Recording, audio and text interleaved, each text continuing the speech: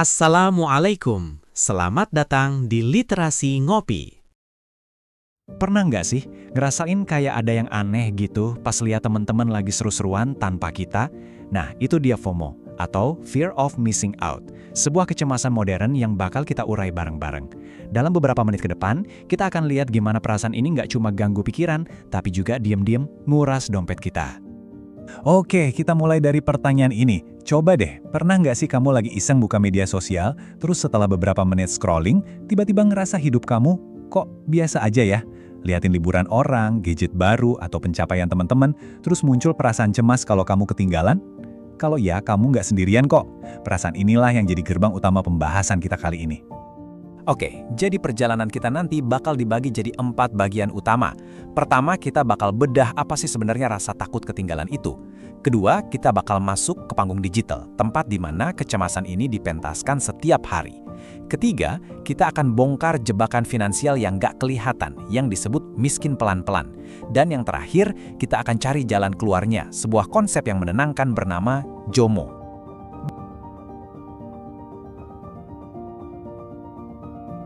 Baik, kita masuk ke bagian pertama, rasa takut ketinggalan. Yuk kita coba pahami DNA dari kecemasan yang sering banget jadi musik latar di kehidupan digital kita ini. Jadi apa sih FOMO itu sebetulnya? Kalau kita lihat definisinya, ini tuh kekhawatiran pas kita ngerasa ketinggalan momen seru orang lain.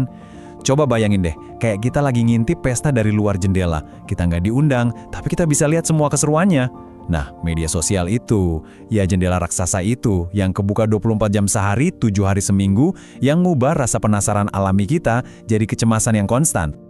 Dan poin kuncinya, seperti yang dibilang di kutipan ini, perasaan ini tuh manusiawi banget. Dari zaman dulu, kita kan butuh diterima sama kelompok kita buat bertahan hidup. Nah, masalahnya di era digital sekarang, kebutuhan dasar ini tuh kayak dieksploitasi gitu. Arena penerimaan sosial sekarang jadi panggung global tanpa akhir, di mana kita terus-terusan merasa perlu membuktiin kalau kita ini bagian dari keseruan itu.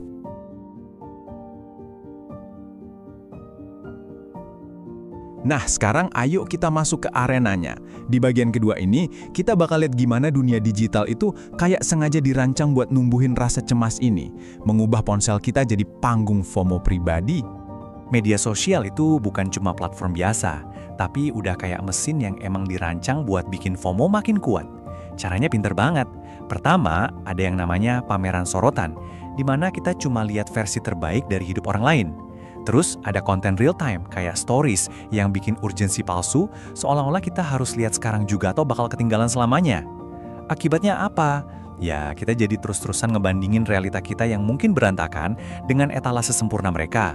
Dan algoritma sengaja bikin kita ketagihan buat terus balik lagi. Dan di panggung digital ini ternyata ada bintang utamanya. Kalau kita lihat datanya nih, Instagram dengan 60% jadi platform yang paling dominan dalam memicu perasaan ini. Ya, masuk akal banget sih. Karena fokusnya ke visual, foto dan video yang sempurna, Instagram jadi alat paling efektif buat mamerin gaya hidup ideal, yang secara langsung jadi bahan bakar utama buat mesin perbandingan sosial yang kita bahas tadi. Dan dampaknya ini kerasa banget loh di generasi muda. Angka ini luar biasa, 50%. Setengah dari semua remaja ngalamin ini. Kenapa ya mereka bisa serentan itu? Ya karena masa remaja itu kan fase di mana identitas kita lagi dibentuk. Dan validasi dari teman sebaya itu rasanya kayak segalanya. Media sosial jadi cermin utama mereka. Dan sayangnya, cermin itu seringkali retak. Slide ini nunjukin bukti ilmiahnya. Coba deh perhatiin polanya di tabel ini.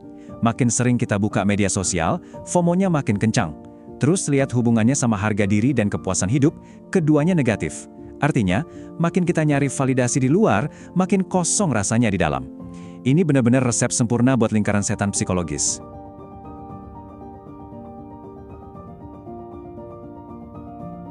Oke, sekarang kita ngomongin soal biayanya. Bukan cuma biaya mental loh, tapi biaya yang benar-benar bisa dihitung pakai duit. Di bagian ketiga ini kita bakal bongkar gimana FOMO diam-diam ngerampok rekening bank kita dalam sebuah jebakan yang disebut miskin pelan-pelan. Kutipan ini, wah, nusuk banget sih. Demi sebuah like di Instagram, demi perasaan diterima sesaat pas nongkrong di kafe yang lagi ngetren, kita seringkali nuker sesuatu yang jauh lebih penting, stabilitas keuangan jangka panjang kita. Ini pertukaran yang benar-benar gak seimbang.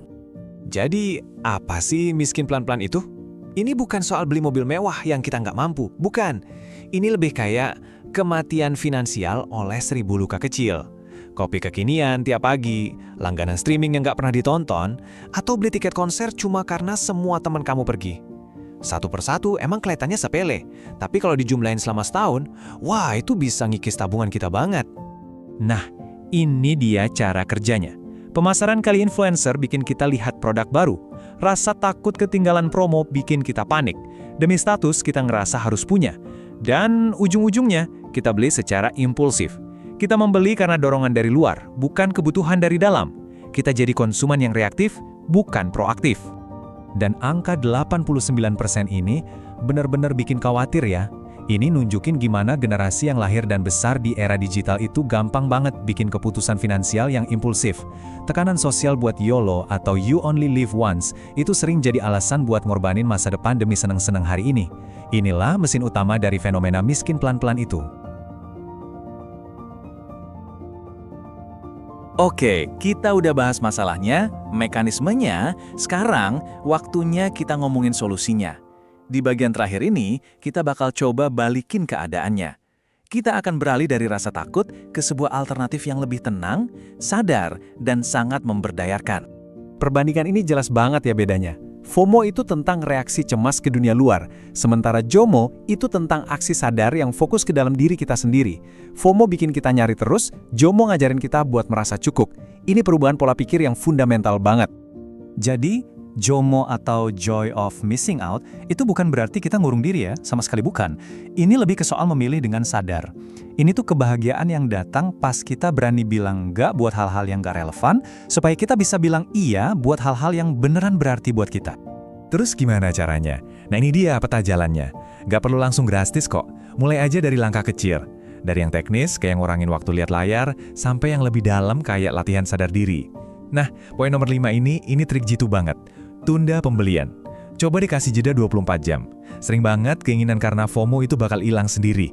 Dan kita jadi bisa bedain mana yang butuh, mana yang cuma rame-ramean. Kita tutup dengan pemikiran ini. Mungkin ya, kedamaian sejati itu bukan soal dapetin semua yang kita mau, tapi soal nggak nginginin semua yang kita lihat. Ini soal kebahagiaan yang datang dari keberanian buat ngelewatin hal-hal yang sebenarnya nggak penting. Nah, pertanyaannya buat kita semua. Hal nggak penting apa yang siap kamu lewatin hari ini demi ketenangan di hari esok?